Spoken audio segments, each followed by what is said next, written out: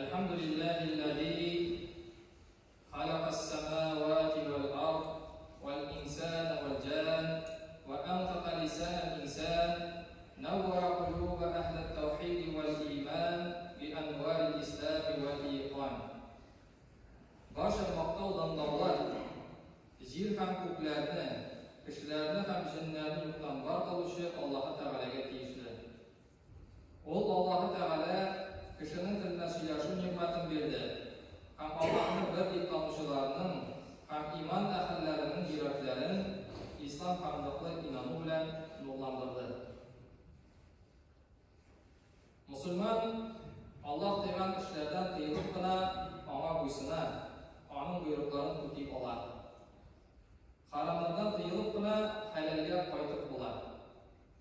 Kim haromlarni qoldirmay, u halalga qaytmay yashaydi. Ishroqlardan qorinib qila, Allohning dinini o'rganib, o'zlashtirib, ham shu yo'lda tirishlik ko'rsatib, harakat etadigan bo'ladi. Kim haromlarni qoldirmay, u halalga nafratli bo'ladi. Kim o'z tilaklarining quli bo'lsa, u Allohning to'g'ri quli darajasiga erishmas.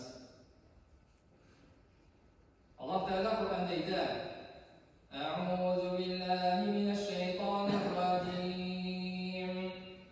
Va ma ataakumur rasul fakhudhuhu va ma nahakum anhu fantahu wattaqulloha innalloha shadidul iqab."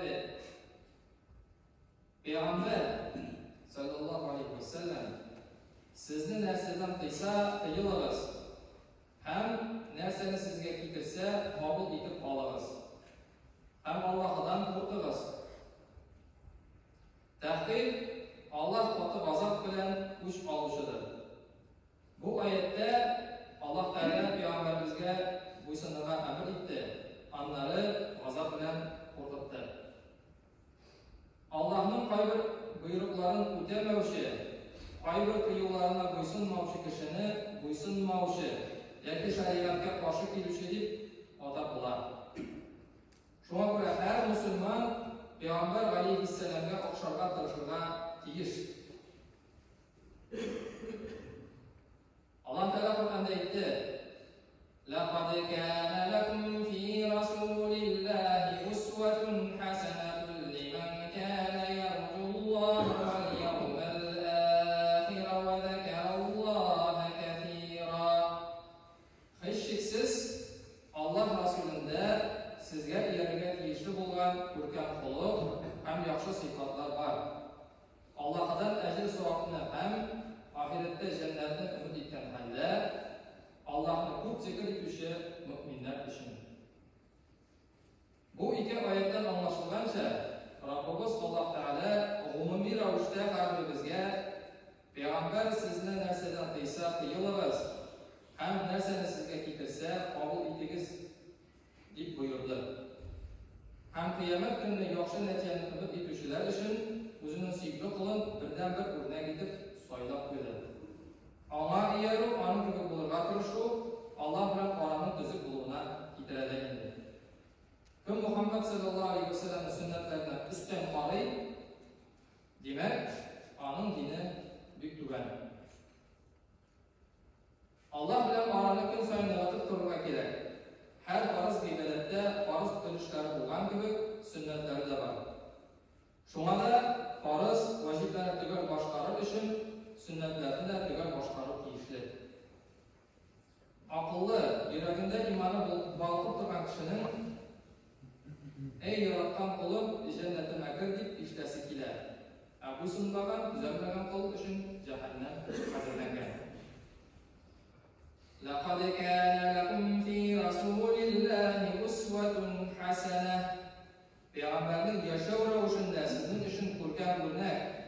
Liman kana yarjulloh, kim umidlarini Alloh bilan uchrashishga, onun qabul etuvini va yawmal akhir, qiyomat kunida boshqa erishishga umid etadi.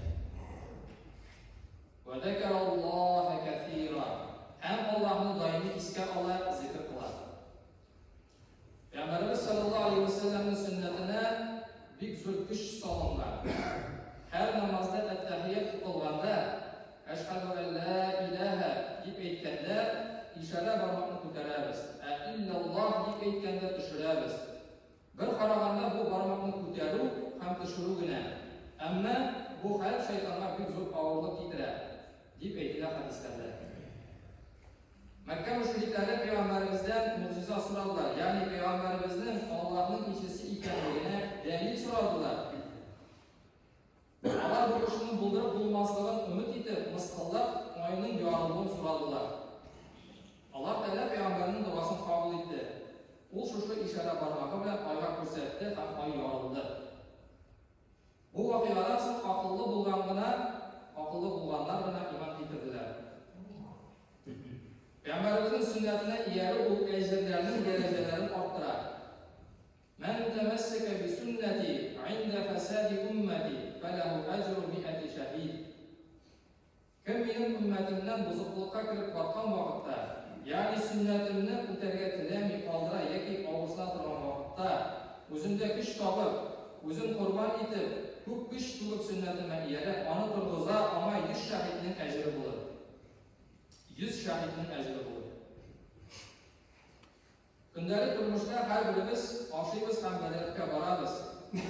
Rizqinin avuzda qabır aldığından Allah'ını iskə düşürü, yani Bismillah eytduğu səbəbli şeytan seninlə aşamayın. Əgər Bismillah eytilə unutup anları Allah'ını iskə düşürsən, bu vaxtda aşıq düşmə, uğrunu məngi cəhənnəmdə bulasızlar, seni bilən aşağın rizqinin qısar. Bədirək bu nəcisli uğrun. Anda Müslüman uzak durğa tiştüğü, kirir aldığından dua kılına, Allahümme inni e'udhu bike minel hubsi vel khabeyt. Bu duanı kılıp kirgen işrakta kişi bilen şeytan arasında ilgide bağlıkta kile. Şu sebeple düşman hücum ite almayın.